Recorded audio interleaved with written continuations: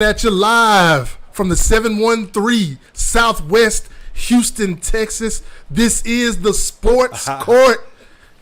Welcome everybody. Man, I got my host here, Gregory Beatty, the man, the myth, the Missouri City legend, Gregory Beatty. I am Brett Thompson, but you can call me BT. I'm filling in for the Almanac, Eddie Cox, this week. And we're going to talk a little sports with you today. And I'm here, man. I'm blessed to be on this show, man. Greg has been holding us down for years, and he brings me on from time to time, man. He's so fortunate to bring me on. So I'm just here to play my part and give your talk a expertise. little sports. Yeah, give my little bit, my limited expertise on sports. Do not let this guy right here fool you. This is Brett Thompson, great friend of the show, longtime family friend. I know told the story a million times. I don't have to rehash it. Anybody that's been following the show know how far back we go. Again, I mean, he is family up in these parts right here, the Sports Court. He is family up in here. So, hey, that is what's up. Glad to have you back. Glad to have you in here tonight on this Tuesday evening, this blazing hot Tuesday evening. Had a little trouble getting set up for a second. You know what, all this technology and things of that sort. It is taking care of some things right now with the job. He'll be back next week. And, of course, again, you all know Brett. BT has been in here a number of times, even before Eddie even started doing the show with me. Brett had done the show with me a number of times. Mm-hmm. So, again, this is family right here to my right. This guy knows his sports, and so we're just going to kick it. Hey, it's a lot going on. Of course, BT, of course you have the NBA Finals. We're going to rehash that for a second. Yeah. My prediction came true about Golden State in 6 games. Of course, the NFL, Deshaun Watson just settled today. This is a big-time Houston Texans fan right here. I'm sure he has a lot to say about that. I don't have a whole lot to say about that this time around. It's not surprising, but I will give Eddie credit for this. Eddie has always said that it'll probably be in his best interest to settle because of various reasons, one being so he can move on and do things of that sort. Even as early as last week, Brett, Deshaun Watson said that he was not going to settle, or he was definitely defending himself, saying that he wanted to clear his name, and that's why I was always under the ilk that he probably wouldn't settle. But at the end of the day, in retrospect, I mean, everybody got what they was after. And again, I mean, if these allegations are true, Brett, he needs to be held accountable, and maybe losing some of this money, maybe he will learn next time to not put himself in these situations. But my thoughts and my opinion on the situation still holds from a couple weeks ago. I don't need to rehash it. Again, I wish everybody well, but everybody got what they wanted as far as these ladies are concerned. They're getting paid, and hopefully they're okay mentally as well. But if Deshaun Watson is guilty, he should be held accountable, but he is being held accountable as far as financially thus far. So this is not going to change anything about his possible suspension or things of that sort. But we're going to talk about that. I'm going to let Brett talk about that right now, actually, since we're on it. But going to rehash the NBA Finals for a second. I also want to get who he thinks are going to be the biggest threat to Golden State next season. We have the NBA draft coming up. I mean, hey, it's NFL. It's on and popping. You know I'm going to throw some Ohio State talk in there some kind of way. You know that. We have. So, hey, we're going to do what we're going to do, and that's what's up. Hey, man, big-time Texans fan right here. You know I'm a Cowboys fan. Go for it, man. Unfortunately. That's all right. We're not going to do that, though. We're going to do that. We're going to do that. All right. I'm going to say about 30 seconds of Deshaun Watson. I hope this is take as long as you want, bro. I hope it's a learning experience. This is at the end of the day, Deshaun Watson put himself in this position to be caught up in this legal fiasco. I think the 20 of the 24 women that settled today, mission accomplished. I think this is what they were out for from day one, and they got it.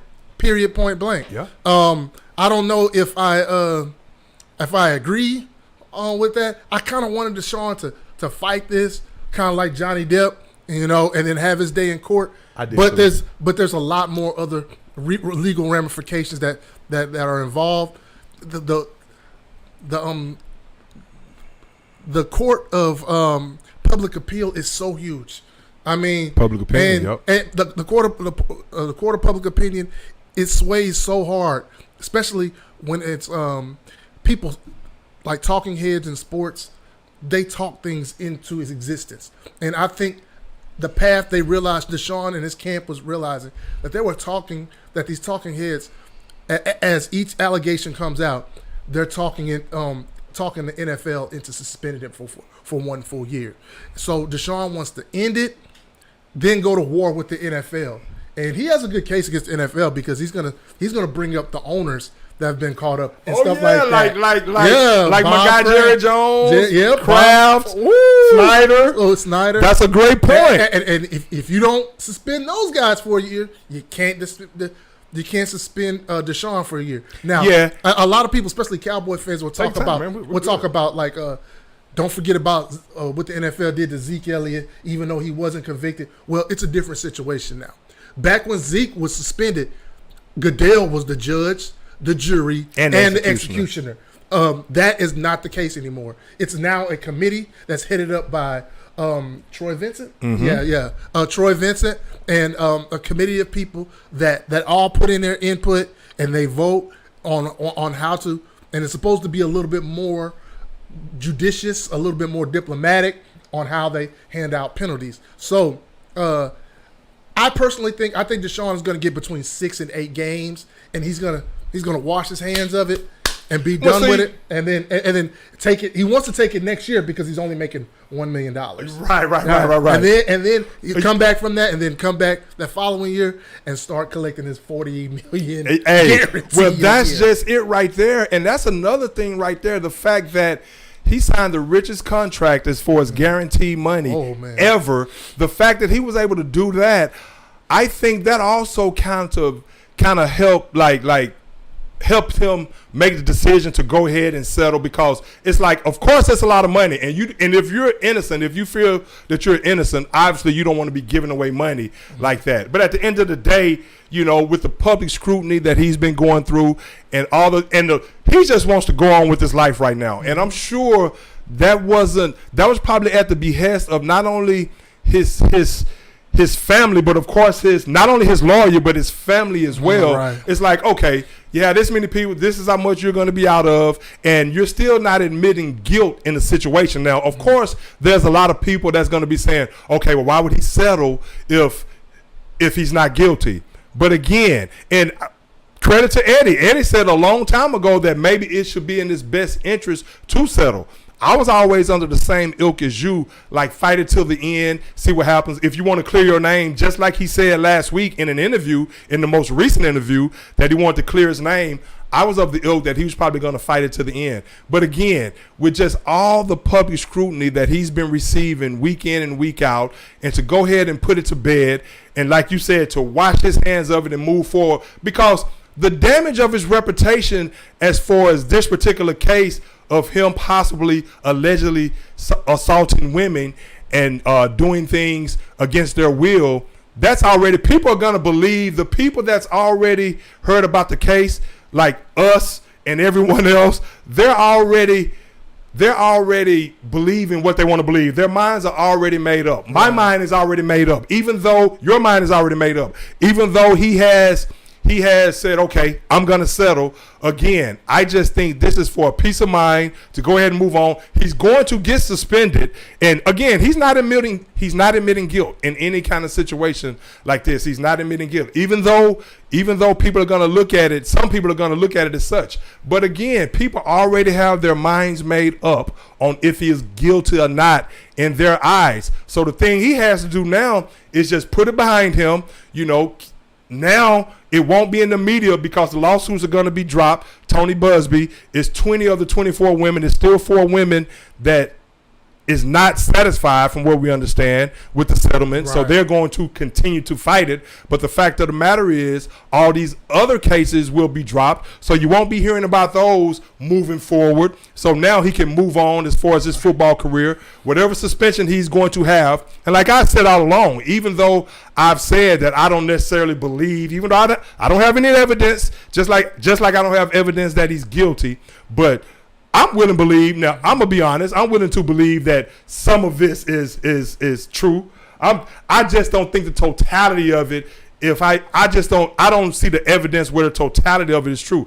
But hey, the fact that his name has been drugged through the mud, and he's making a lot of money now, guaranteed money. So to go ahead and get them out of the way, again, everybody's mind is already made up on what they feel about the situation. So what he's going to have to do now, and like I said from day one, Brett, I said he's going to get suspended simply because it involves women. And not only involves women, but the degrading of women or harming women, and, allegedly. All right. So all right. So that's just automatic, right? Right. My last word. Do you think? My last thing on it, I think proving his innocence in the long run is going to hurt him. That's why I said it's going to hurt him in the long run, because I think when it comes to the more the details come out, it's going to show we're going to hear unflattering stories. Well, we already have. Yeah, we've already heard it. But I think the longer it goes, the more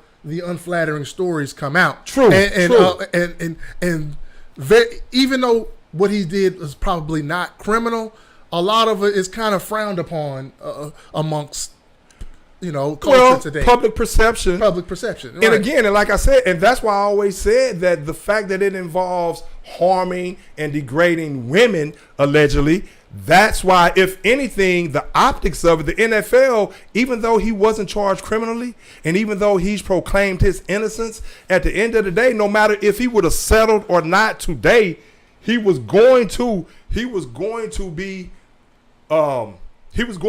actually suspended by the NFL for the simple fact that this involves harming women.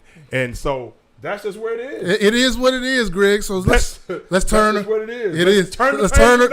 Because hey, trust me, we didn't even plan on talking about that long. That's why we're kind of laughing at it right now, because it's going on longer than we actually expected. Me and Brett actually said when we walked in here, when we talked about it, we're going to talk about this for maybe a minute. Talk about how he doled out that money. Tell that, okay, we still probably don't agree with most of it, but it is what it is. But again, I will say this before we move on. He's going to learn. He should learn. You can't put yourself out there like that in these situations. And I'll just leave it at that. He's going to have to be more careful moving on. When they start hitting you in the pocketbook, right? It's time to chill out. Yeah. Nothing makes you listen, but more than getting hit in your pocketbooks. So you ready to talk about a little NBA Finals? Hey man, I'm ready. Whatever you want to talk about, let's talk about. But go there though. Go there first if you want to. I'm cool with that too. Yeah, Golden State Warriors win their 4th championship in the last decade. Last week against the Boston Celtics. And what I saw, Greg, was a veteran team who had been there before, and a young team who hadn't been there before. It came down to one thing. If you want to say if it was one thing that won it or lost it for turnovers. But Brett, that's why a few weeks ago, and I'm one of these guys that's going to remind you of when I said something that was true, because at the same time, I will remind you when I said something that wasn't true. But I'm going to pop my collar in this situation, because before the series started, and it's not any groundbreaking analysis, but my point was in picking the Warriors was exactly what you said before the series, when everyone was talking about Boston's defense. And that's why it was so surprising in game 1. Everybody leading into the series was talking about how great Boston's defense was. And I kept thinking to myself, okay, I know Golden State is going to come out there and show that, hey, we have the number 2 ranked defense in the NBA. Not only that, but take into account we've won 3 championship rings, and a lot of that's gone under the radar has been because of our tenacious defense. So I just always felt from day one, not only the experience factor, but I knew that Golden State could take it to another level on the defensive end. Now, what was surprising to me was, and in game one, I thought they would come out there in game one and show and prove that, hey, we're the elite defensive team, and we're going to show you what defense is all about, because we have rings to prove and to show what we're all about as far as on the defensive end. It's not the exact same teams that won those championships, but of course the core is still there. Clay is not the same player that he was on the defensive side of the ball during those first 3 championship runs. Of course, Iguodala, he wasn't really in the mix, but they still incorporated guys like Andrew Wiggins, who probably felt slighted that he did not even make an All-Star. Well, he made the All-Star team, that he did not even make an All-NBA team, first, second, or third team. So that gave him more. That gave him more motivation, and I'm sure someone probably kicked that to him at some point. I'm sure that gave him more motivation going into the playoffs. But game one, I thought they messed that game off. They got too relaxed. They started feeling themselves in the second half, and Boston did a great job of knocking down open shots and things of that sort. But at the end of the day, like I also said before the series started, and I picked Golden State in 6 before the series started, I said Golden State's championship pedigree and championship experience at the end of the day is going to win over. Okay. And they're going to show and prove. And to those turnovers you talked about, a lot of people talk about, I chop it over with guys all the time, and they talk about, man, that was going for Boston. Man, GB, Boston kept turning the ball over. I mean, why in the hell you think that is? Yeah, Golden State turned the ball over. Right. All right, let me ask you this. On most of the occasions, not all occasions. All right, let me ask you this. When game 4, when Boston was up 2-1, okay, and up 5 in the fourth quarter, were you a little bit nervous about your Golden State in 6 at that time? Game? In game 4, when they was up in the fourth quarter, Boston was up by 5 in the fourth quarter. Okay, and that's when Golden State went on a run. To tie it up, because if Golden State goes down 3-1, it's a wrap. Well, they don't win 3 in a row. I'm not gonna say that, and I really can't remember being maybe. I wouldn't say nervous, but I would say that I thought Golden State was going to win game 4 going into that game. Yeah. So, yeah, I mean, I really thought they was going to tie it up. Now, granted, if they would have got down 3-1, it would have been tough, certainly. But with Golden State, one thing I've always noticed about them, they always like playing with their backs against the wall. And so it didn't surprise me. They do. That's why when they went down 0-1, I knew they were going to tie it up that second game. Golden State was not about to go down 0-2. They were not about to lose those first 2 games at home. So I knew when they lost game 1, the game that they messed off, again, credit to Boston for finding a way to get it done and hitting those shots and all this and that. But I knew in game 2, they would come out there and play like it's a game 7. And what I mean by that is, this is what I thought they would do in game 1. When they decide that, and that's what I said the entire series, when they decide they want to play defense, it's almost like playing 5-on-7. And they showed Boston who was the elite defensive team. So, because really, if you look at it, Boston's defense wasn't terrible. I mean, Steph cooked, but everyone else, it's not like Golden State ran roughshod on Boston's defense. They weren't scoring 130 and 140 points. Right. The difference was Golden State's defense was the ones that was causing the most havoc, and they were making sure that Boston needs a point guard. They need a true point guard. And I like Boston. I like what they did. I'm not here to diminish anything Boston did. I like their team. I like Jason Tatum. I like their head coach. I like Jaylen Brown. I think they're going to be a team to be reckoned with for many years to come, and kudos to them for making it to the finals. But I never thought they were going to beat Golden State if Golden State locked in on the defensive end, which they did. And then you had a guy like Andrew Wiggins doing what he did, locking down Jason Tatum, locking down. And when I say locking down, I mean at the most opportune times. He Jason played him well. He played him well. I mean, he did. Not only him, he played Jaylen Brown well, anybody. But when Golden State, when they decided to cut off that airspace that they had in game 1, when they were just letting them walk into 3-point shots, I said once Golden State does that, it's game over. And that's what when they tied it up 2-2, I said, okay. When they went up 3-2, I said, Golden State smells blood now. Yeah. I said, because if they come out and play Game 6 like it's a Game 7, which they ultimately did. In that Game 6, they got down, 12-2? But 12-2 or something like that? Yeah. But once I saw them making that comeback, and when Brett, and when they went on that 22-0 run, right. I said Golden State is trying to win this tonight in the Boston Garden. But what they were able to do, before I let you go, Brett, what they were able to do on the defensive end was Boston don't have any really shot creators. Well, Jason Tatum can get his, but again, Andrew Wiggins and these guys, they decided to hone in more and really lock in on the defense. They were switching, they were rotating, they were flashing, they were all over the court. And that caused Boston to kind of, with not having a true point guard, Marcus Smart, as much as I like Marcus Smart, great defensive player, not a true point guard, with not having that true point guard to really set your offense and settle things down, I think what Golden State did after a while, they actually cut off a lot of those penetrating lanes. So the playmakers that they did have, and Jason Tatum and Jaylen Brown, they just couldn't have free run to the basket and things like that. Then they made sure, even when they did get past the initial defender, that those three-point shooters that you may have had in Game 1 that were sitting up there shooting wide open shots, those shots were not there anymore. They were closing out on those guys. And so they were just making it real tough on that Boston Celtics operate. This is like, it's really – okay, like you can't really blame people for saying Boston defense is going to come in and really do things on Golden State, because we just saw Boston's defense clamp down on KD and Kyrie. We saw them clamp down on Giannis Antetokounmpo.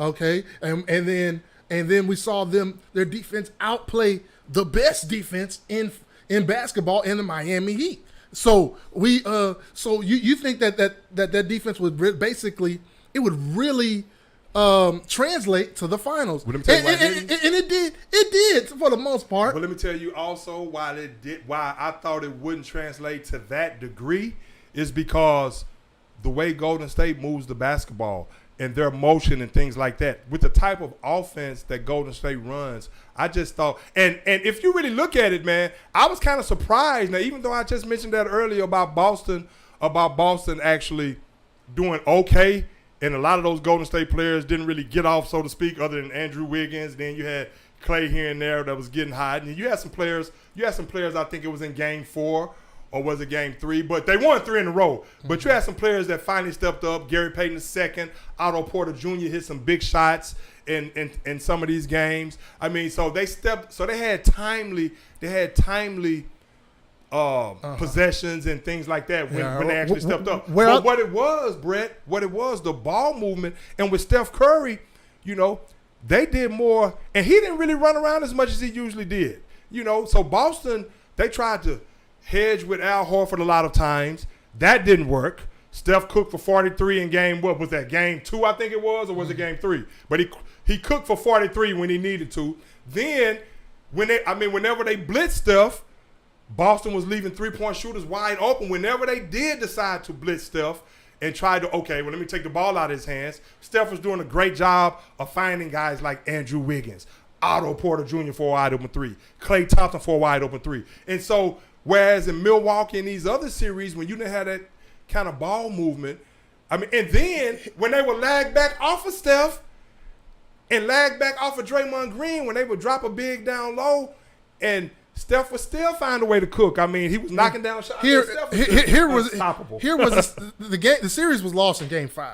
Okay. Game 5 when Steph shot 0 for 9 from 3, and Boston still lost, right? Because they turned the ball over 22 times. And they had some more players step up.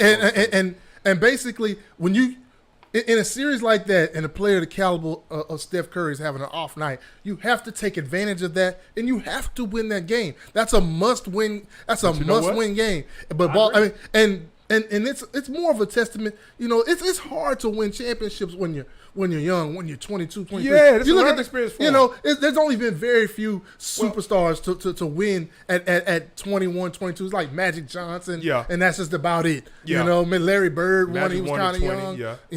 But other than that, other than that, it's really difficult. It's a testament to their youth, and they do need a point guard. Yeah, I mean they need a point guard. But again, where I think more than anything, and like I said before the series, and like I've always said, as far as college basketball and pro basketball, whoever steps up the most on the defensive end.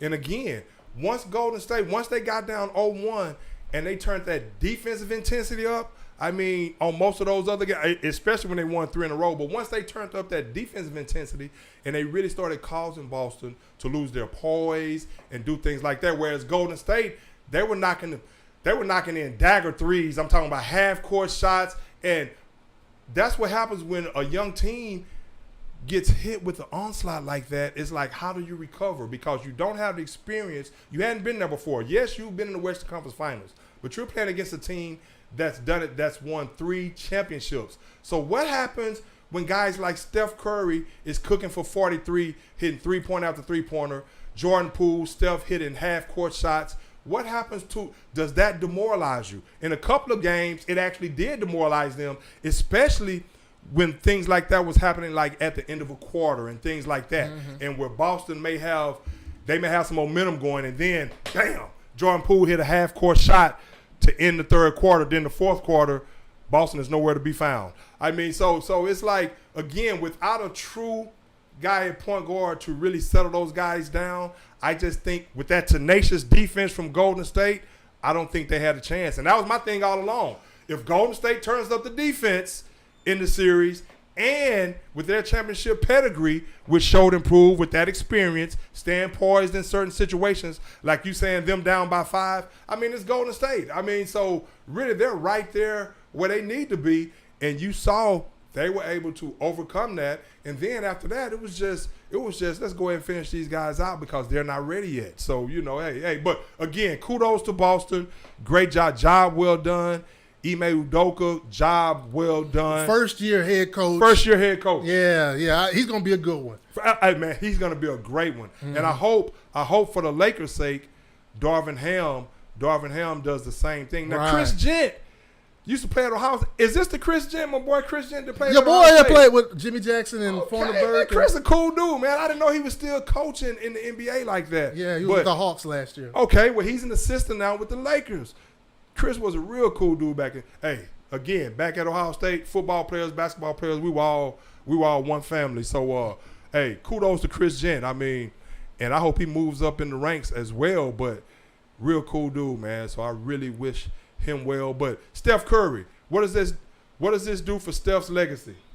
Steph's legacy, it cements it. It was because he had never won a Finals MVP, and a lot of them. I mean, you could say he was supposed to win in 16. He probably could have won it, but the LeBron avalanche that came back from 3-1. That was a smear on Steph's legacy right there. Them coming down. And then, if it wasn't for Draymond getting suspended, I'm not sure that would have happened. They had another 2 games to close them out. Yeah, and they did. But that was a momentum changer. I mean, you could call it what you want to.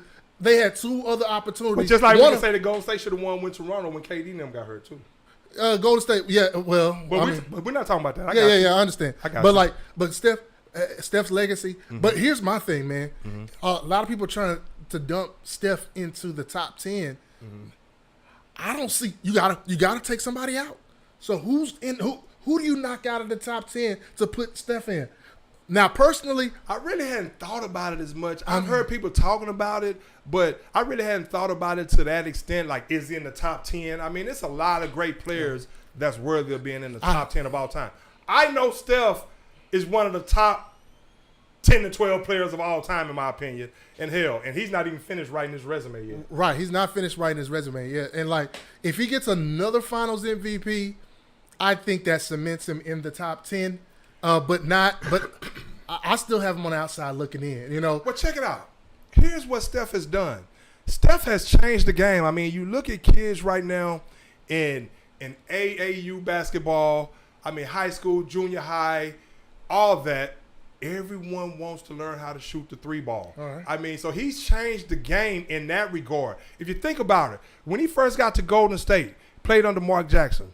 Mark Jackson taught those guys how to win, taught those guys how to grind, but it was more of a ground and pound. It was more of a grinded out type of offense. Of course, Steve Kerr opened things up to really let Steph utilize his shooting prowess. I mean, we knew Steph could shoot the ball like that ever since he was at Davidson.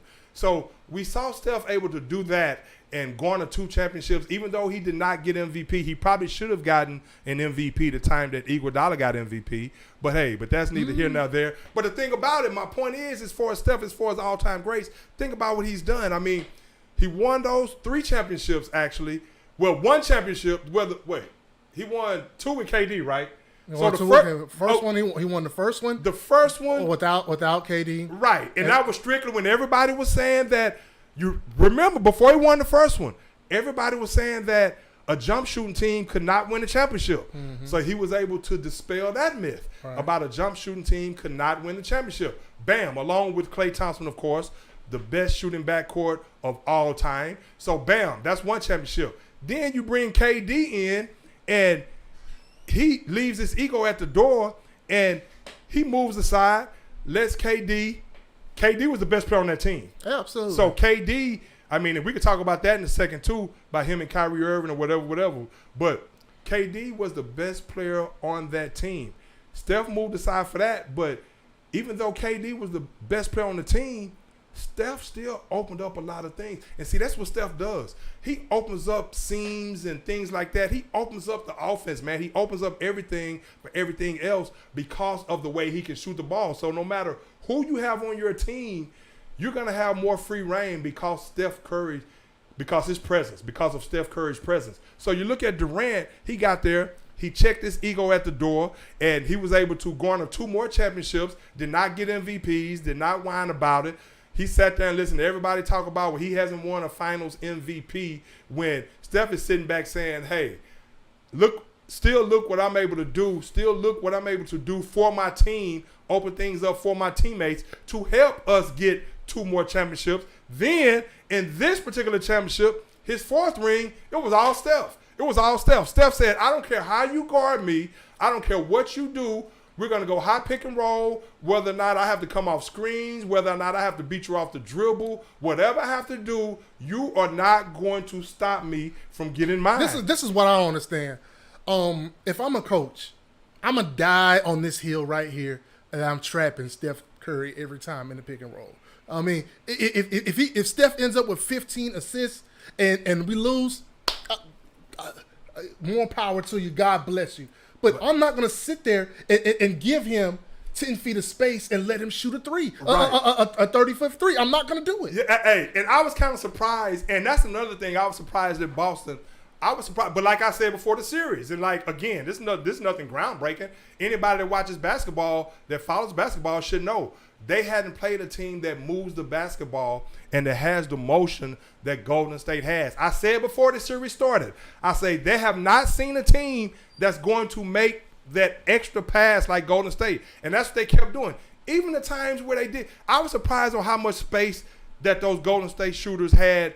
Period. Not only Steph. But when they did try to blitz Steph or trap Steph, he was finding an open man. And then if they ran out to that shooter, they made that extra pass. They were always finding an open shooter. Sometimes the shot fell, sometimes it didn't. But it just had Boston scrambling. And I don't think they played with the same after a while, especially after they saw the way Steph was cooking.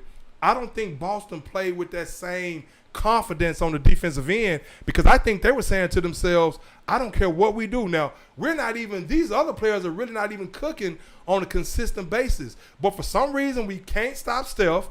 And then the game we do stop Steph, where he goes 0 for 9 to your point, other guys step up because, okay, now we've stopped Steph, or he's missing some shots, or we're running at him and things of that sort. But we're still leaving other guys wide open. So I just never thought that they gained their footing and that they gained their confidence on the defensive end, because I just think they were just pummeled by the way Golden State played on the offensive end. Boy, you talking about some pretty basketball to watch. I'm saying it here right now too. I already heard Stephen A. said he beat me to it because he was on before me. I think they're going to win it again next year. No. Now the path is going to be harder next year, of course. Okay. Who is the hardest team in their way that they're going to have to overcome? I mean, it's a few of them. Okay. Clippers, Memphis. This is going to be a question to answer. It's going to be a little bit easier to answer next week. Mm-hmm. But, like, as things roll out, I think the Lakers are going to make a major move this summer. I think the Kyrie Irving might be able to weasel his way to L.A. You put man, don't get me started, bro. Yeah, if you can put LeBron with Kyrie and Anthony Davis, Hey, but let me ask you this. I don't see. But let's talk that real quick then. As long as we'll talk. I'll tell you right now. I think the Clippers and Memphis are going to be the top two teams. Clippers are going to be strong. Memphis is going to be strong. Right. Phoenix is going to be back. It depends if they let. The West is going to be tough. I think that they might let Ayton walk. Denver is going to be good. Better next year. Dallas in the Christian Wood trade. I think Dallas. I think they fell back a little bit. But I like Jason Kidd. I like what he's doing with that team. He's with good. Their defensive mindset. You're right, but they need Christian Wood is a nice pickup for them. But go ahead. They needed rebound. They needed rebounding, rim protection, and defense. Christian Wood does it. He provides a little rebounding, but not defensive rim protection. But the West, the West is going to be. I think Portland is on the cusp of making a major move as well, either up or down. I think they're either going to trade Dame Lillard or they're going to make a monster trade to get somebody to help Dame Lillard. Okay, well before I talk about a couple of those teams, then I want to get your take on KD and Kyrie, that situation with the Brooklyn Nets now. Yeah. Hey, but stay tuned. Hey, you listen to the Sports Court. I'm Greg. That's Brett. I'm GB. That's BT. Whatever you want to say. But hey. Again, the Sports Court, the show where we keep it 100% of the time. We started out, if you're just tuning in, we started out talking about Deshaun Watson settling those cases. Me and Brett have our own opinion on that, not really believing that in its totality. But again, when you're talking about degrading women and things of that sort, that's the bed Deshaun Watson made for himself, and that's where it is. Even though it's allegedly, and it's not any proof, he's paid them off, and that's that. So maybe he can move on now, and we'll see what happens. But that's a story for another day. That's done data. We didn't even plan on talking about that as long as we did. But that's what we talked about to start the show. Then, of course, we started talking about the Warriors and the championship over the Celtics. Kudos to the Celtics. Kudos to the Warriors. And the Warriors have definitely popped their collar. And the reason I say the Warriors will win it again next season is because Steph is still going to be Steph. He's only going to get stronger. I think for the next 3 years he plays at this level. Klay, I know I said last week that Klay Thompson maybe should consider coming off the bench. After that last game and after watching Klay, I want to give Klay the benefit of the doubt. $40 million a year coming off the bench? Yeah, and plus, after more thought about that, I don't think Klay is not going to come off the bench. Klay is just not that guy right now. And I think also, he's coming off of 2 major injuries, and I still like the progress he made from when he first started this season to the way he ended. He can still knock down the shot. And I think with the another full summer of rehab and being able to rest and get in tune with things and do his thing, really, really train the way he wants to, I think he'll be even better next season. All right, now. But let me tell you why I think. Let me tell you why I think. Man, we got time. We good. We're good. Let me tell you why I think they're going to win again next year. Okay. Is it something you want to say to that? Yeah. I want to talk about Klay. Now. Okay. Go ahead. I think the Golden State should consider moving Klay. All right. Golden State. They're the richest team in the NBA. All right. Andrew Wiggins still need to be signed to extension. Jordan Poole. Looney. Okay, now Looney probably going to end up going somewhere else. Yeah, I like what he did. You let Looney walk, that's fine. People say, well, but Looney pretty much won that Dallas series by himself. Yeah, he did. All right, now you bring in Wiseman. Wiseman is a complete unknown commodity. I like him. All right, you're right, but we haven't seen him on the court. He's I've seen him on the court. Like 20-something games. And see, that's the thing right there. No, I know, and that's a valid point. I'm not poo-pooing on your point right there. Because I want something to say to that. Now let me tell you something. But I want something to say to that. You put Wiseman out there against the Lakers against a healthy Anthony Davis. Anthony Davis is going to kill him. Well, he really is. If he's healthy. Yeah. I don't want to start talking about Anthony Davis right now. Don't get me started on him. Or healthy Jokic. Say Giannis or somebody. Or healthy Jokic. Or healthy even Karl Anthony Towns. Yeah. They're gonna kill that young boy. Well, see, to James Wiseman, and I think, and the reason I say Golden State again next season, because if they bring everyone back, Jordan Poole is only going to get better. Klay is going to get better. Steph is going to be Steph. I think what you do, Draymond is still going to be Draymond. I hope he works more on his offensive game. Even though those guys will be a year older, I hope Draymond decides. You saw in Game 6, he knocked down a couple of shots after seeing his mama tweet about certain things. I think Draymond is trending down. Well, that's just it. That's just it. He can still be a great leader on the team, and I think vocally. I think that championship. I mean, if you look at Game 6, I mean, he's probably not the defensive player that he once was, right. but I still think what happens is you have all this other talent around him, and you pick and choose his spots on how many minutes you give him. Of course, Steve Kerr, he knows how to manage those personalities. So he has to be on board with that. He has 4 championships. And, of course, his pride is not going to allow him to just totally just be like, okay, well, I'm not. I mean, you saw where they were subbing him in and out of that one game because of his offense. And then what he did was. And they sat him in the fourth quarter. That was I mean, key. and then in Game 6, he was terrible on offense. Then in Game 6, he stepped. Hopefully since he know he's trending down in most people's eyes, maybe you work on your shot because a lot of these teams, they're still going to give you that open shot. So the same way you knocked them down here and there when you won the first 3 championships, the same way you did in Game 6, you go in the lab in the offseason, work on your shot. It's almost like Draymond walks in there. He walks in the gym and somebody says, hey, man, you going to shoot some threes today? Nah, I'm just working on layups. Man, you better shoot some damn threes, bro. So he needs to work on shoot about 300 three-pointers, work on his form, take people off the dribble. He can dribble the basketball. No. You see the way he can initiate the offense?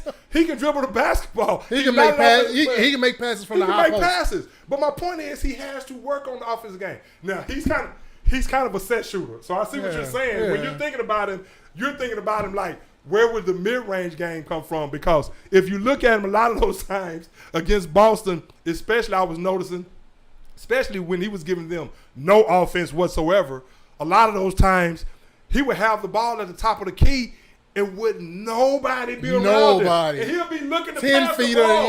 10 feet around. I mean, in Game 6, I think he thought about it like, man, I have to knock down this shot. So if he works on this game, I still think Draymond is going to play at a high level. He's a 4-time champ. I'm not going to throw him out to the dogs yet at all because he has too much grit, too much grind, and he just needs to work on different aspects of his game so his game can age well. Right. But my point is what they do, Brett, hey, trust me, bro, we're going to talk about everything we came here to talk about tonight, so don't worry. So, but what they need to do, you insert Kuminga. That's a rising star right there, in my opinion. You give him more time. You give him more minutes. Let him learn throughout the season. He got his feet wet to some degree. But you have guys like Moses Moody. Of course, you have Wiggins, who's probably going to even be better next season.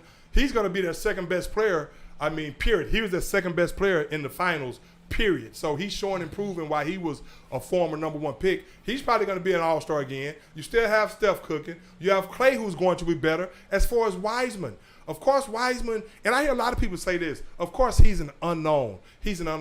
But I did watch a lot of games that he played, and I saw enough to know if he's healthy, and he put on about 20 pounds as a matter of fact, and of course he didn't play in the finals. So once he gets to your point, once he gets to certain parts of the season, playoffs and things of that sort, he's going to face some players that's more capable of really taking it to him. And he's going to have to go through some growing pains, but I think he's up for the task. 7 foot, who can do it all. He's going to be a rim protector. So if he can do anything for you, they're going to say rebound the basketball and protect the rim. But also has a back to the basket game, can knock down the 3.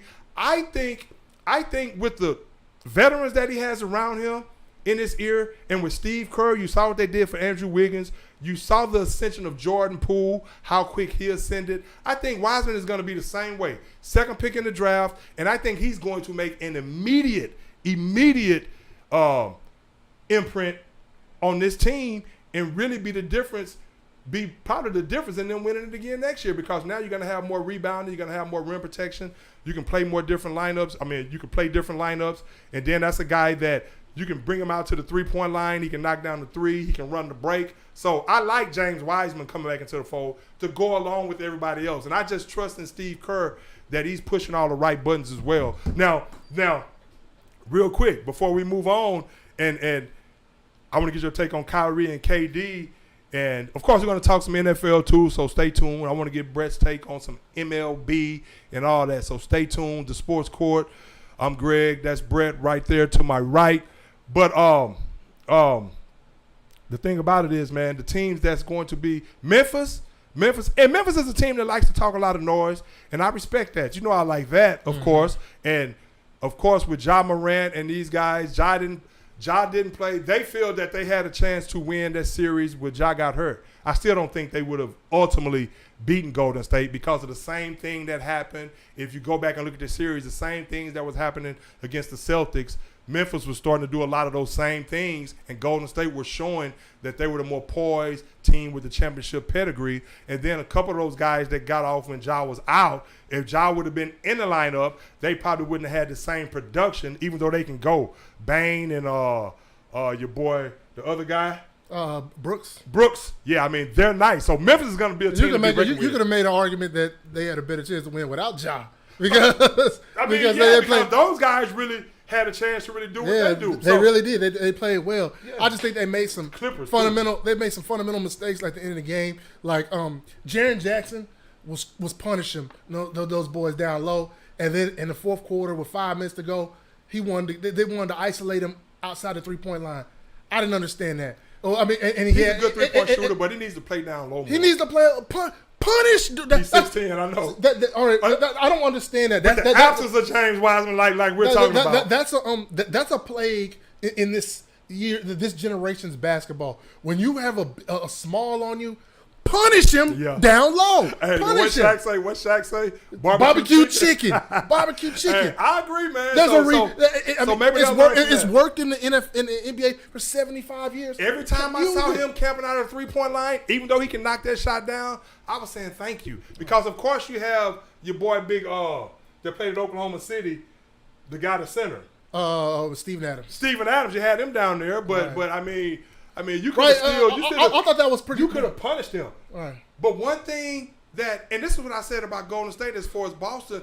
Boston had the bigger team. Boston had the more athletic team. Right. Even though Golden State had the most athletic player in Wiggins. But what I said before the series, another thing I said before the series was, in that regard, as far as the rebounding is concerned, in a situation like that, what you do, you out hustle them. You beat them to the spot. When the ball comes off the rim, you just be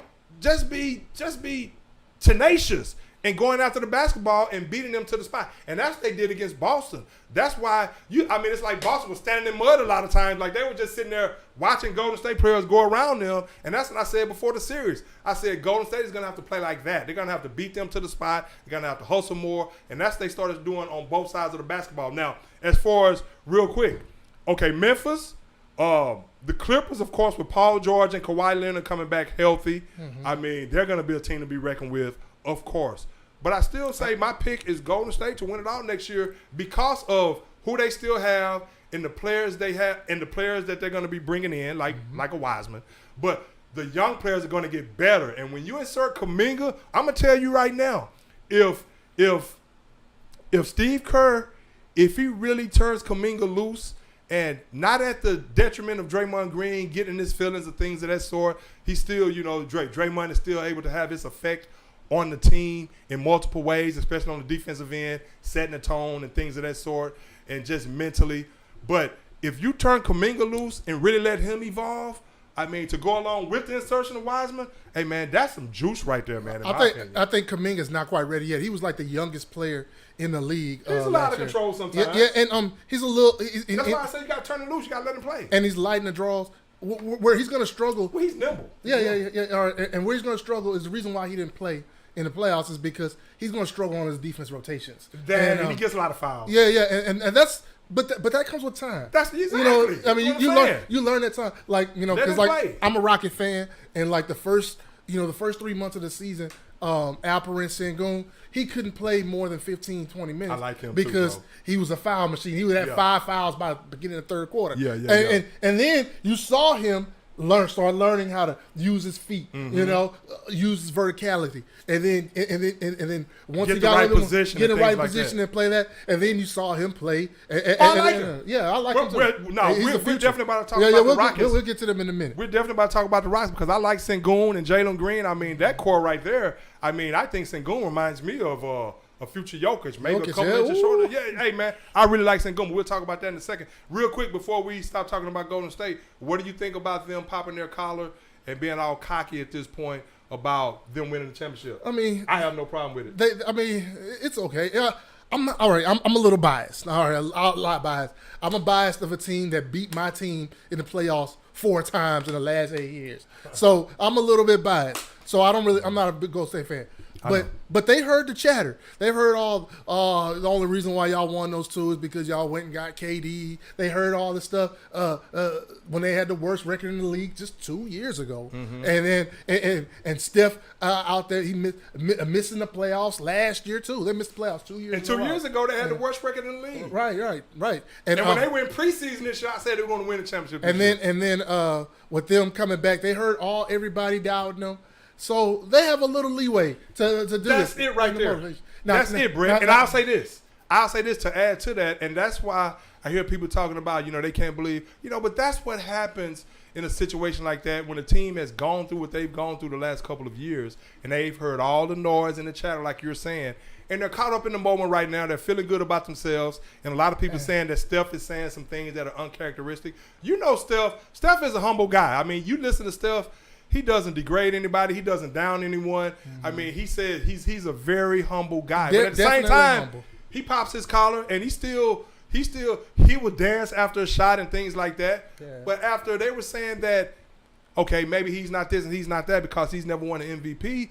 Now he's saying, look at me now because everything is right now. Everything just happened, and that's what happens. I mean, his mental psyche right now, it's like, what can they do? I mean, we just won a championship. He's caught up in the moment. Now, going into next season, I'm sure him, Draymond, and all those guys will taper things back because now they know teams are going to be hunting them, and I don't think they will be as boastful as they are right this second after it just happened. Right. They got the target on their back. It's just human nature right now. And that's 2 reasons why I don't think they're going to win again. A, they're going to have a target on their back.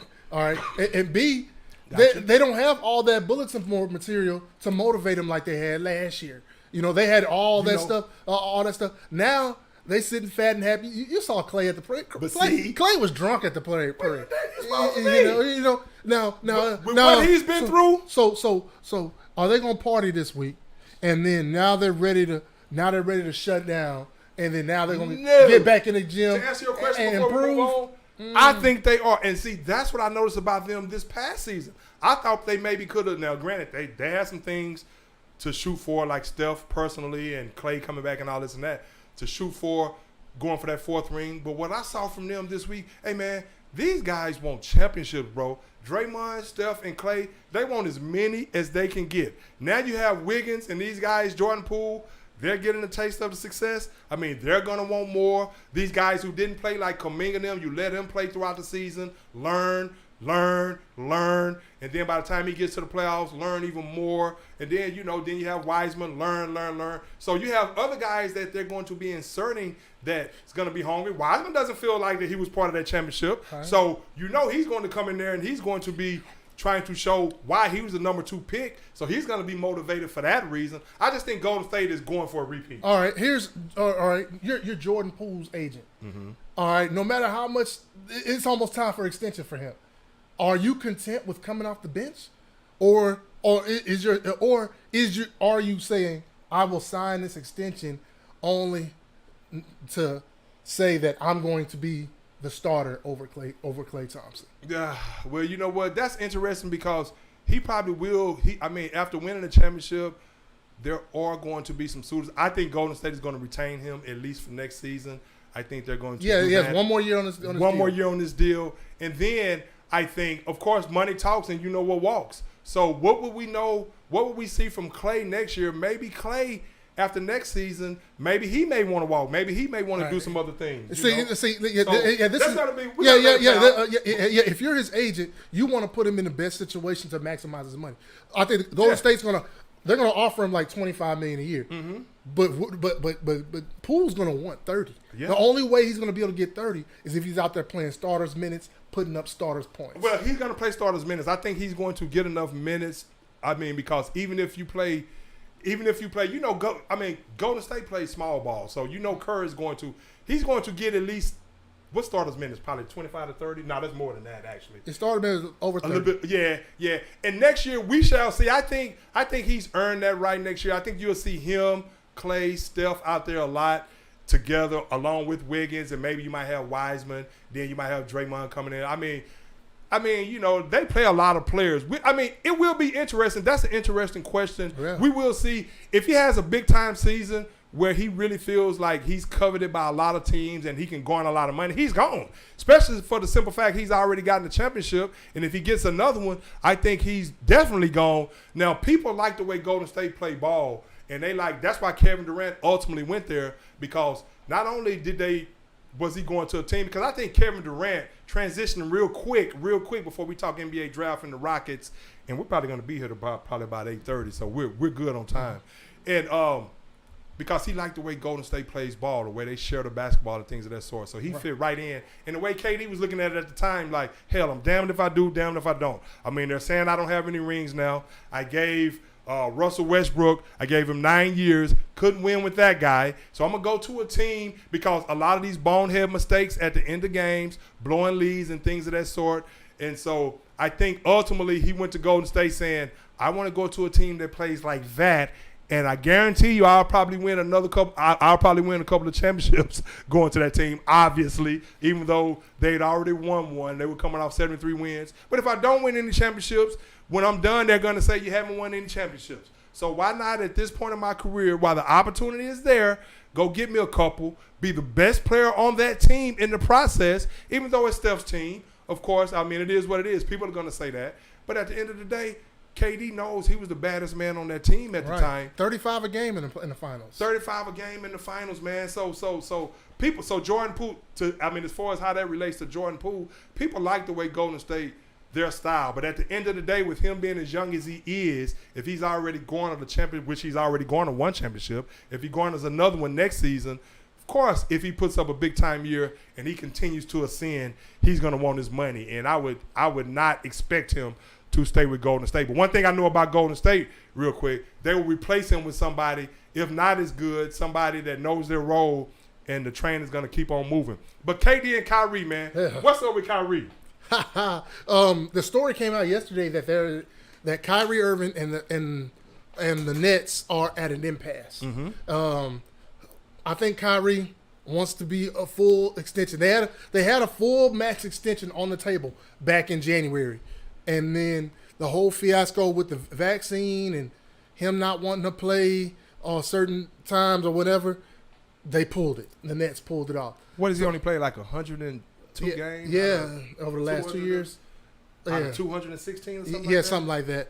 And, crazy, man. And then now, but Kyrie apparently has come back to the table. He wants that max deal, and he wants say in player personnel. So he wants to be like an assistant GM. And the Nets. I heard somebody say that he used to conduct practices after Steve Nash. He came in there disrespecting Steve Nash. I mean, I'll be honest. And I'm not here to bash Kyrie. I've done that enough. And tremendous player. But I would not offer him the max. And the thing about it is, even though I know KD, they've been there 3 years right now. And people say, well, KD, maybe he has to do this. Maybe he has to do that. I remember I've been on here saying that if he was going to do anything, if they were that close, maybe he should have gotten Kyrie to take the vaccination shot. Or, of course, Kyrie is his own man. He's going to do what he want to do. So KD can't make him take the vaccination shot.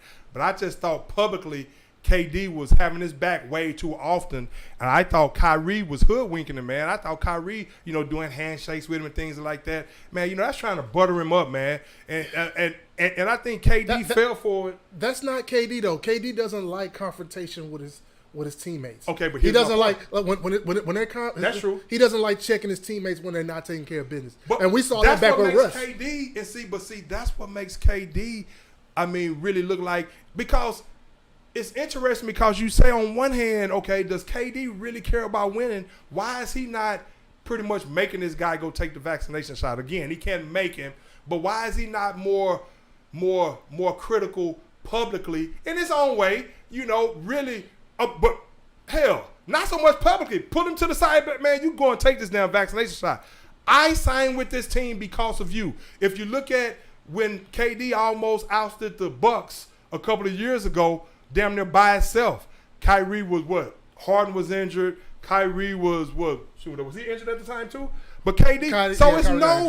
So when I hear people say, does KD really want to win? On that regard, it makes you wonder because he's so laid back and he left Russell Westbrook. He didn't want the confrontation. He just left and went to a better situation where he thought he could win. He went to the Brooklyn Nets because of Kyrie Irving. And Kyrie has done nothing to help this guy. But, he's done nothing to build chemistry with this guy, to build chemistry on the team. And if I'm the Nets, to be honest with you, if Kyrie decided to walk, I really wouldn't care, to tell you the truth, man, if I'm the Nets, because, that's easy for me to say. He's a great player. I think he's a bit overrated. I don't think he's as great as a lot of people give him credit for. You see what happened, and I've said this all along. You see what happened in the playoffs when it was time for him to step up. Yeah, he won that championship with LeBron, but he's very divisive. He's very selfish as a teammate. He doesn't build chemistry with his team, and that happened with the Brooklyn Nets. They never were able to build any chemistry. You don't know what you're going to get from Ben Simmons. I wouldn't mind seeing Zach LaVine. I would trust Zach LaVine to pair up with Kevin Durant and Ben Simmons more so than Kyrie. A 6'1" point guard at the end of the day, who I'm going to tell y'all right now, breaking news right now, and I've said it all along, Kyrie has bad knees, and he's had a lot of injuries as well. So he's demanding a max contract.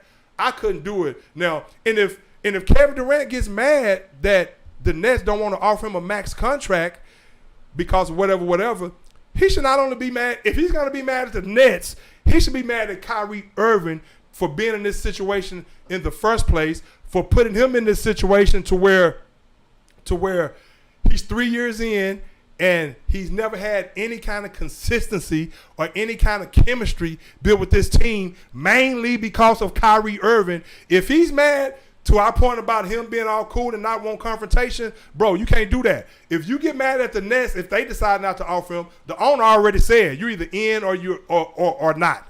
He called him out after the season. You have to get mad at your boy Kyrie. You have to call him out because he's put you in a lot of situations that's definitely not advantageous to you in your career, especially this past season. So I don't think he should to make a long story short, I don't think he should continue to let Kyrie Irving off the hook, bro. All right, I think, Kyrie Irving's situation is so volatile. I think there's a spectrum. I think he can end up on either end of the spectrum. The one here is the far right spectrum is that he gets a max deal from the Nets, and then the other end of the spectrum is that he could walk and go sign with some team for the veteran minimum. Yeah. I think that it could be he's going to fall somewhere in between there where he is. I think there's one. Does he really care about playing? I think Kyrie's going to act up wherever he goes. There's one player in the league he'll fall in line and play for and not act up, and that's LeBron James. I think that's the only one. So will he go play for the minimum though? Will he go play for the minimum? That's a great question. That's a great question. I think if he doesn't get offers, if he hits the open market and doesn't get offers, I think he could. I think he could go play with him. So what would you do with Russell Westbrook in that situation? I try to move Russ. I try to move him or buy him out. Move him or buy him out. Well, I'll just say this about Kyrie before we move on. A tremendous talent, don't get me wrong. But I hear people talking about when they preface their comments about Kyrie Irving all the time about like he's AI or somebody. I just don't see that, bro. Now, I see him putting up numbers. His talent is there. His talent, his handles are there. He can score. His shot is there, but he has way too many games. Yeah. If you go back and peep game, in my opinion, he has way too many games where he disappears, where he's never clicking at the same time with the other superstar to really make that team take off. Look at what his teams have done since they won the championship in Cleveland. They've done nothing wherever he's been. And again, when you get to the playoffs, Kyrie can be spectacular. He can go for 45 one game. But if you really pay attention, the next game, he can go 5 for 25 and have 12 points. And you don't know where he is. Right. So it's not like he's an AI where you know he's going to bring it every night and he's going to do this and do that. You're right. A lot of times he's hit or miss, man. Now, when he hits, He hits. I mean, he hits big. I mean, he hits like a superstar. But I hear these people talking about like, he's a super. I just think he's a tad bit overrated, bro. All right, and here's the and here is also the aftermath. If Kyrie walks and doesn't bring anything back for the Nets, like no sign and trade or anything, I think Kevin Durant demands a trade. Yeah, and that'll officially blow up the Brooklyn Nets. And I'm saying that a little. I'll be honest. I'm a little biased because the Rockets own the Nets next like 5 picks in the first round. So that could be that. I mean, that'll be official that the Rockets won the James Harden trade. Right. We really don't have time to really break down Kevin Durant's legacy as how because. Well, we kind of talked about it. Don't break it down. I'm gonna ask you one question about this. Okay. All right. Press conference tomorrow. Double press conference tomorrow. Mm-hmm. Steph Curry and KD both announced their retirements tomorrow. Who goes down? Who's the better player? Now that Steph Curry is just coming off that 4th championship, who's the better player talent-wise? Who's the Greg? Who has a better resume? In 50 years, you sitting around with your 50 grandkids. Who you gonna tell who's the better player? Man, it's hard to go against Steph right now, but I had to say KD. I still think KD, when he's healthy, is the best player. And that's why I was saying earlier, I don't attribute Brooklyn's lack of success thus far. I really don't put any of that on KD, man. I mean, of course, he was injured his first year. I mean, Kyrie has not helped that guy whatsoever with his actions and with the inability to build chemistry and to build a team. And I think KD has let him off the hook way too much. I will say that. But KD, when he's healthy, is the best player in the NBA, in my opinion. Now, it's hard for me to really – that's a tough one right there, Brett. That's a great question because Steph, if they – tomorrow, like you say, Steph with 4 championships, the way he's revolutionized the game and what he's done for the game and him as a point guard. And see, I hate doing that because they're 2 different type of players. I mean, KD, a 6'11" small forward who can do it all. Steph revolutionized the game, changed the game, 3-point shot, very skilled, can get to the basket. Great passer as well, very underrated in that regard. I mean, both of these guys are great guys. Steph, a little more humble, even though he's been popping his collar lately. But, that's not surprising. I mean, again, you put yourself in his shoes and what he's been through, this is a time where he wants to do that. I'm sure he'll taper it down as time moves on. But 4 championships, a finals MVP, 2 unanimous MVPs. You know what, man? I'm going to have to go with Steph at the end of the day. I might change my mind right there. Ooh. Hey, you know what, because I'm in the here and now with Steph, man, as far as that's concerned. Love KD. And so I really want to see KD get a chance. I hate he left Golden State because I was of the ilk, like, bro, damn what people say, man. Get yours, be the best player on that team. You might end up with 5, 6 championships. Who gives a flying piece of what they're going to say at the end of the day about, well, you went to blah, blah, blah, blah, blah, because you're damned if you do, damned if you don't. Now, again, when it teamed up with this jerk over here, and now he hasn't done anything to help you. Now he's talking about leaving, or he may opt out or something to that effect. So, I mean, if I'm KD, that's who you hold accountable. Don't get mad at the Nets if they don't re-sign him. Don't get mad at the Nets. You go kick Kyrie's ass if you want to kick anybody's ass. I mean, do not get mad at the Nets because, to be honest with you, I wouldn't blame the Nets if they decided we're not going to invest this kind of money in a guy who's now he's going to be on the wrong side of 30, and trust me, the guy has bad knees, I'm telling you now. And that's who's going to be on the decline, in my opinion. He's going to put up a game here and there, but I don't think he's all that everybody's cracking him out to be. I really don't. But enough about Kyrie, man. The NBA draft and the Nets, period. Enough about Golden State as well. So congratulations to me on that pick. But congratulations to the Warriors. Congratulations to the Celtics on the job well done. And looking forward to next season in the NBA. It's going to be very competitive. A lot of these other teams, these young teams that are getting healthy. I mean, in the Eastern Conference as well.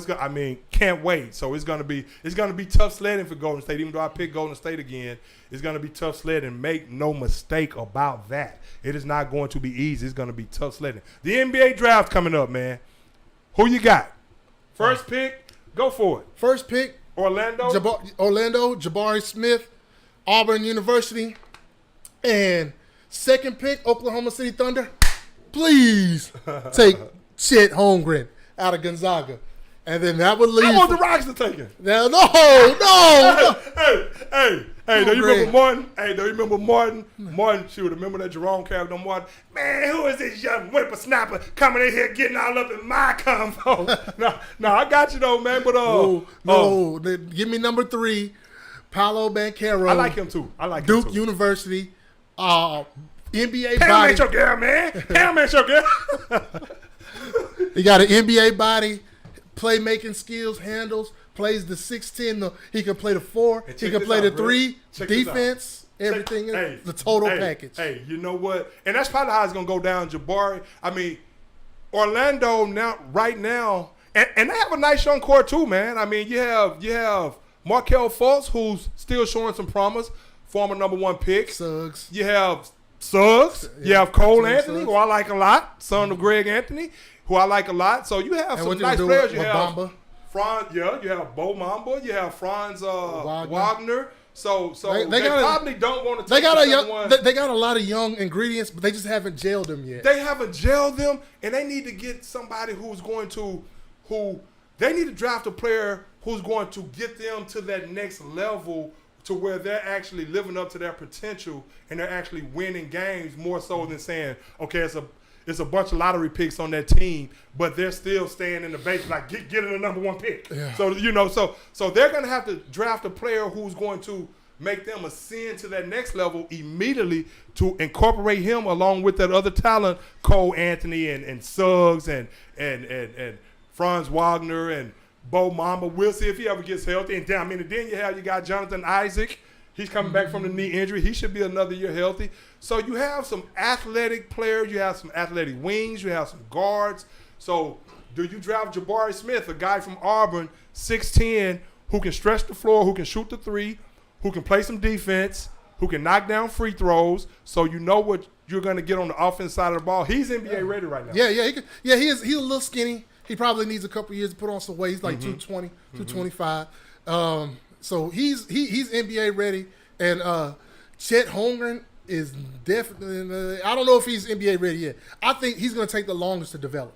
He's going to take like 4 years because he needs to put on. So. He's 190 pounds. He needs to put on like 40 pounds, Greg.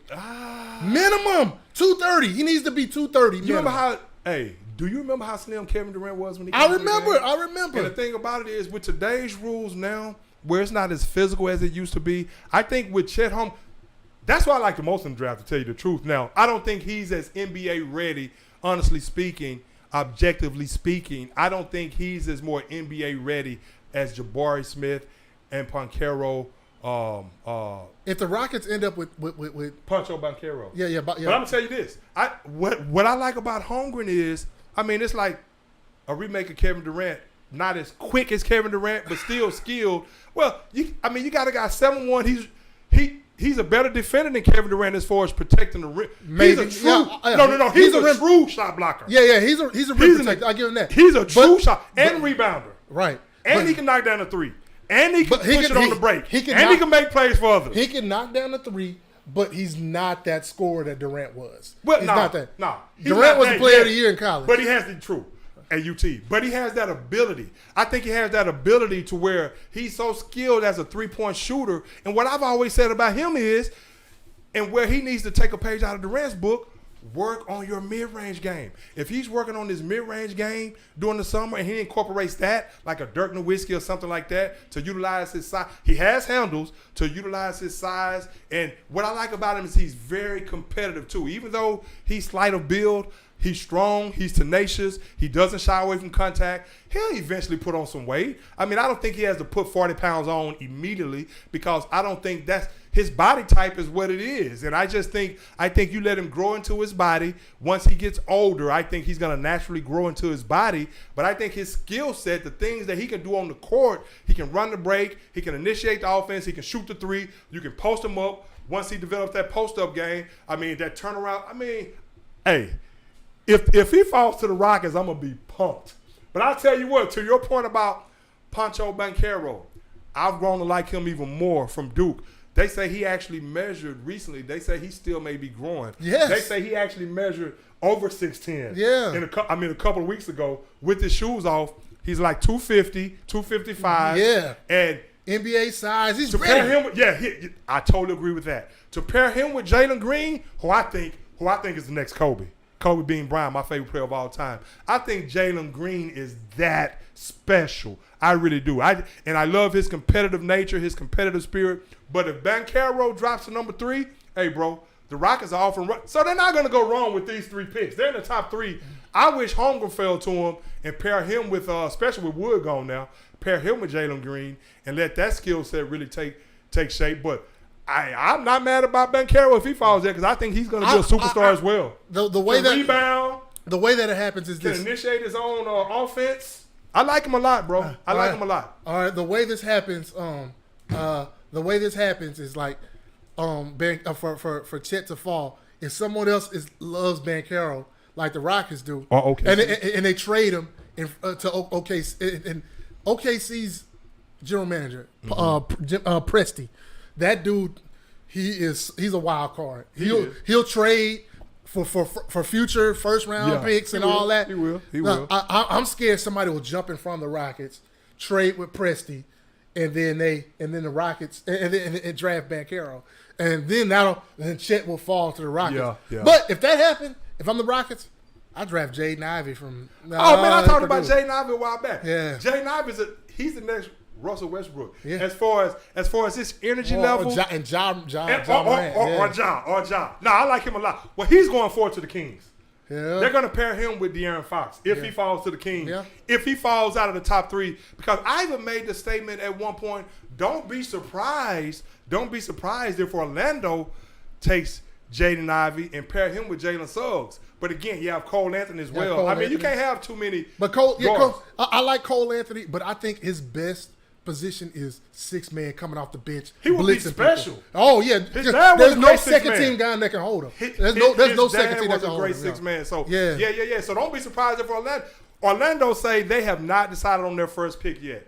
And Jabari Smith, right now, a lot of people are penciling him in as number 1. I'm not so sure. They may say, hey, give us Chet Holmgren, 7'1", I'll be we know great with we're going that. to get on the 7. We know we're going to get on the defensive end at 7'1". He's a tremendous shot blocker. And we know that he can do a multitude of things on the offensive side of the ball. And his upside is out of the roof. So if they want to, but again, they really are looking for a player right now at this point who they want to come in and actually take that team to I think Jabari Smith immediately. Jabari Smith is going to be like LaMarcus Aldridge and Chris Bosh in this league. So how do you think Banchero fits in with the Rockets? Because he can do it all. So he could be a help to Jalen Green in the half court and running because he can run. You can post him up. So you can have that inside-outside punch. And he can also stretch the floor and shoot the 3. Right. This is what I think. I think he's going to play the 4 with the Rockets. He is. Yeah, he's going to play the 4. What about next Sengun? to Sengun, going to play the 5. Okay. And then, to be honest, man, and a story came out yesterday that Kenyon Martin Jr. talked to the Rockets about a trade because he wants to play more. And I'm not mad at him. I'm really not. He wants to play. And if I'm the Rockets, I'm looking to trade Jae'Sean Tate. And I know it's your boy from Ohio State. Yeah, I love Jae'Sean Tate, man. I like him, but he's near his ceiling. Well, you know what I'll say to that? Speaking of ceiling, that's an interesting point because one thing about him and your boy, who you just said? Martin. Kenyon Martin's son. Mm-hmm. One thing about him and Martin and a couple of those other players they have, they're the same size. Yeah, they're the same player. 6'7", 6'8". Yeah. I would like to see the Rockets start Martin, Banchero, and Sengun with Green and Porter in the backcourt.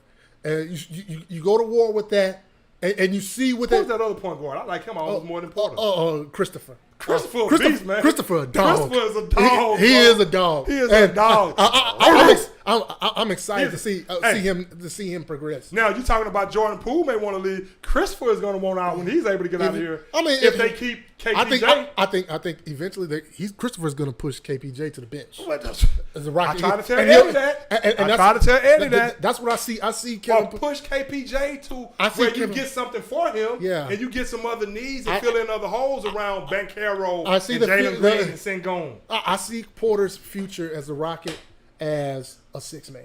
I really do. Mm-hmm. I like Christopher. I like him a lot. He's just kind of erratic.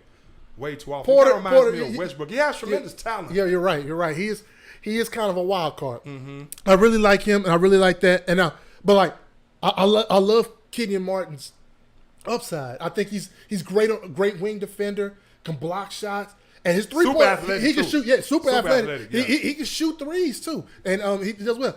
Tate, unless Tate makes a monumental jump on his shooting, I don't see Tate as have a feature on this team. Yeah, I think he's going to be a good player, a good role player in this league, but not for this team. Really? And see, I disagree because I think Tate, and I like what you're saying about Martin Jr. and these guys as well. I mean, yeah, I saw some talent with them, but I think with Tate gives you, he kind of puts me in the mind of Mario Elie. I mean, what he gives you on the defensive side of the ball, night in and night out.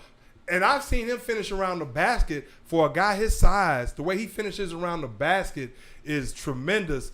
And I just think if his offensive game can evolve a little bit more, but I think you really want to set the tone. I think he can help set the tone more so on the defensive side of the ball. Mm-hmm. And I just think that's where the Rockets were really lacking this year. They didn't have that defensive dog, or he was a defensive dog, but they needed somebody. They needed a veteran. I think with him being a year older, I just think he would be that guy that would really, I mean, he plays the passing lanes. He's a great one-on-one defender. He can run the floor. I mean, so they have, the Rockets have a lot of talent. Young talent. If they put Banchero or Holmgren, but I think it's going to be Banchero. I think he's going to be there, even though I hope Holmgren is there. But yeah, you put a gun to my head, I say it's Banchero. I think it's Banchero, man, and you pair him with Jalen Green again.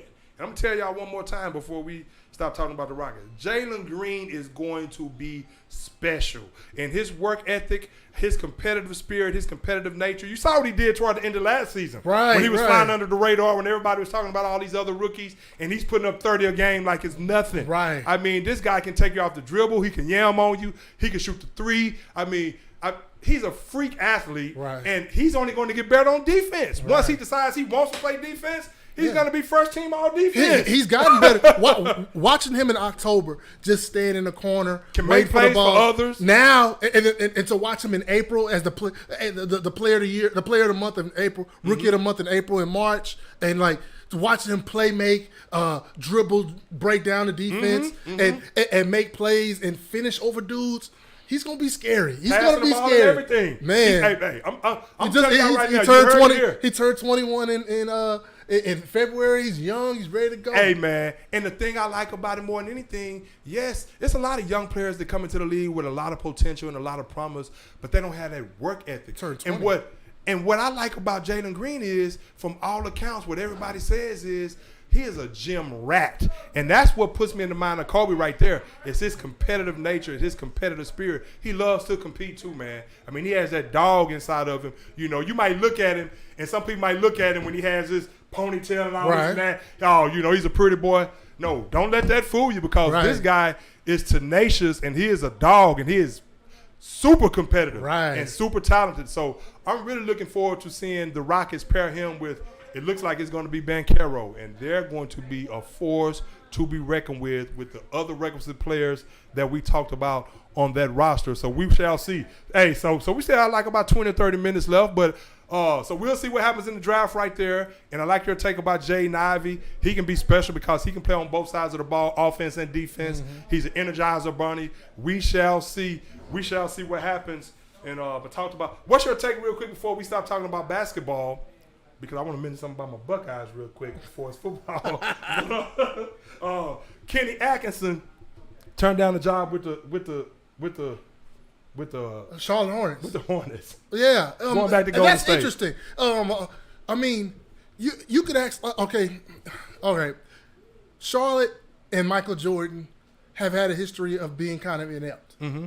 But they got a good young talent over there. They got especially with Bridges and Ball, and you still got your boy what's his name that used to play at Boston? I don't know, man. Wait. A guard, he's shooting guard. Shooting guard. His name starts with an R. Okay, I'll think of him in a minute. You got Ball, you got Bridges, you got. He got paid. He used to play in Boston, and then he got traded to Charlotte about 4 years ago, 3-4 years ago, when your boy got there. I didn't really watch the whole. Okay, well that's all right.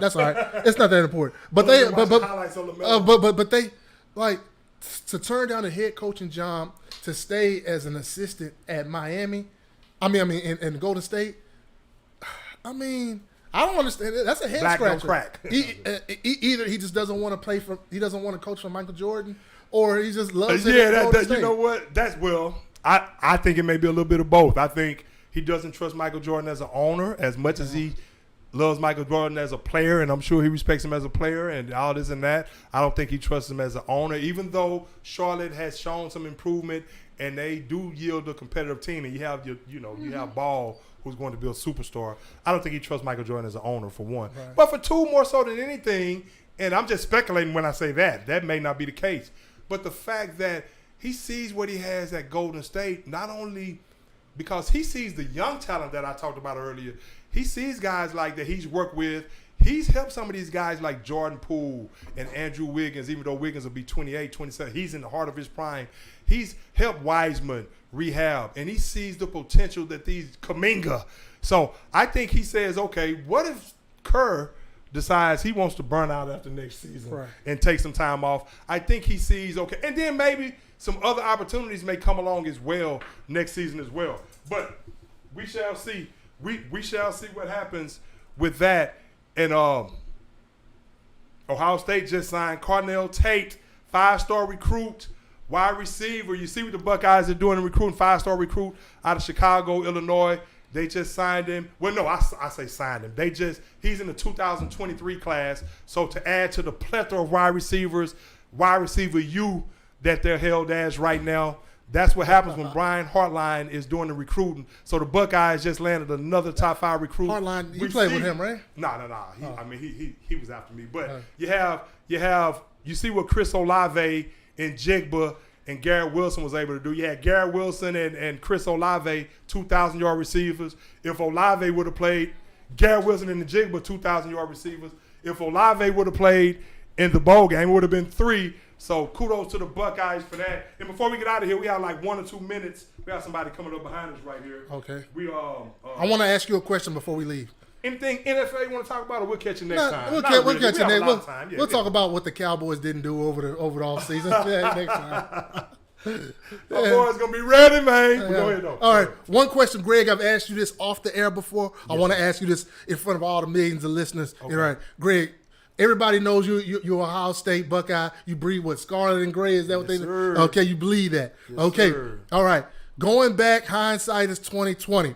If you were recruited by Jack Pardee and the University of Houston Cougars, and they run and shoot, and you would have played with Heisman Trophy winning Andre Ware, and you would have played with a NCAA record-breaking David Klingler, knowing what you know now, how they play 5 wide receivers, would you have considered signing with consider? Yes. Sign? No. No? Sign? No? Hey, man. Buckeye, baby. You can't pass up Ohio State. I actually went to a visit with Jack Pardee and U of H when all those guys were doing all that, Andre Ware and all those guys. And granted, that would have been a great offensive play in. But when Ohio State comes calling, man, I mean, with that tradition and just having that on your resume, Ohio State, the Ohio State University, bro, I mean, it wouldn't have been a hard decision. And I was the type of guy, like when I went out there to my visit, they were like, you sure you don't want to call home first? When they offered me the scholarship, I've told this story before a while back. They say, Coach Cooper had me in the office. He say, you sure you don't want to call home and check with your family first? I said, hey, they'll be fine. They'll be fine. Hey, I'm coming to Ohio State. I'm not about to get on this plane. I am not about to get on this plane and you change your mind. I accepted right then and there. I said, my family will be fine. They know this has been a dream of mine to play big time college football my entire life. And the last I checked, I think they have Southwestern Bell. They have AT&T or something. so they'll be able to call me, and I'll be able to call them. I'm good. So I accepted that scholarship right off the top. But I'm going to tell you where I wanted to go, Brett, before we get out of here. Where I wanted to go at the time that didn't recruit me and was the University of Miami. Oh. I wanted to either go to Miami or UCLA because I had my ex-teammate Charles Arbuckle out there at UCLA. But Miami nor UCLA recruited me. And Ohio State started recruiting me, man. The only big school really recruited me at the time. I mean, Colorado State recruited me and got some letters from Wisconsin at some point. But the only true big-time school recruited me. So, in my opinion, it's destiny, man. That's how it happened. So, no, to answer your question, no, I wouldn't have chose U of H over Ohio State. Even though Ohio State was known at that time, they don't have the passing attack that they do now. Yeah. They didn't, of course, Ryan Day wasn't there. We were more known as y'all were running the ball back there. Scotty Graham and all that boy. Turn around, hand the ball to Scotty. 3 yards in the cloud. You know, I mean, even though we were still catching our passes here and there, we had some receivers, Joy Galloway and those guys. But now they're just chunking the ball all over the yard. Yeah. But I wouldn't have been able to pass up an opportunity to play big time college football like that. I just wouldn't have done it the way I thought at that time. Hey, so we're going to wrap it up. We'll see y'all next week, and we'll talk NFL. Haven't talked Cowboys in a while. Texans, all that. I mean, a lot to talk about NFL. Lamar Jackson, Kyler Murray. I'll get your take on that the next time you're in here. The Sports Court, Legends Live and Let Live. Hey, Brett, thanks for coming in. Thanks for having me. Hey, Legends Live and Let Live. Next week, peace. That's it.